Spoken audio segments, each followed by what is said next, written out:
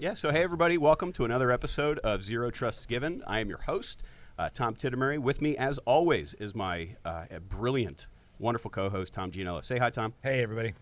So today, guys, we have a super special episode. We're taking a look at Zero Trust as a whole, as a practice, and in a really meaningful way. So I have with us a couple gentlemen from Red River, and we're going to get in deep about how they approach the topic and how they run workshops with individual customers to discuss on the topic. So I'm going to let you guys introduce yourself. Quent, if you can go first. Yep.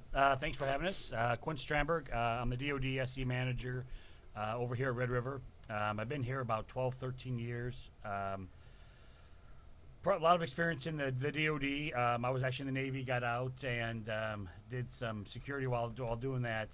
Worked at an integrator for a while, and I've been over here doing the engineering here at Red River. Awesome. Hi, everyone. James Cunnell here, head of cyber at Red River, and been with the company for about 2 years now, and really excited to be helping with cybersecurity. My background's open source intelligence and cybersecurity for the last 20 years. So thanks for having us. All right, awesome. So guys, just to tee up the conversation, so Tom and I are Zscaler, right? So we have a very specific part of the Zero Trust thing. But as we always talk about, it takes a village, right? So there's been other episodes where we've brought in other vendors where we team up together to bring better results around this whole Zero Trust thing. And we talk about the notion of Zero Trust as a whole, what it should be, how people should look at it and implement it.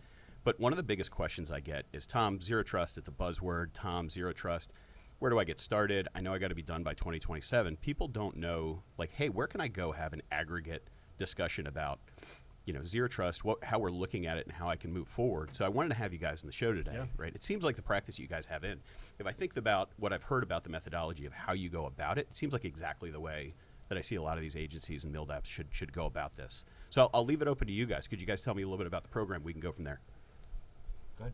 Yeah, so thank you very much. I think the key thing for us was we had to start where everybody else did, right?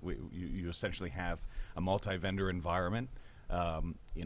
No one in the DoD particularly has a handle on all of their capabilities, and so we started with our partners. We started with our vendors. So we started with Zscaler and others, and sort of said, hey, can you send us over how you map to the DoD strategy, these 152 activities?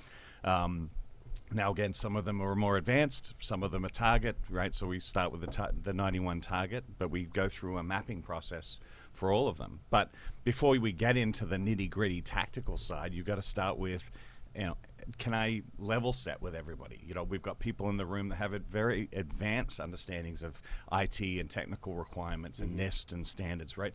In DoD particularly, most people understand the idea of defense and protection.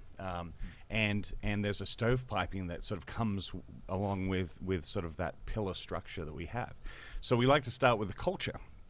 And so what we found was we had to level set and go in and have a conversation, right? Get everybody comfortable with the fact that Zero Trust is an idea about culture change from end to end across all of the areas that you're involved in within the security stack. And so that is sort of how we started our process, right? One, for us, we started to go through with the OEMs and map out where they align and what they covered of the 152 activities.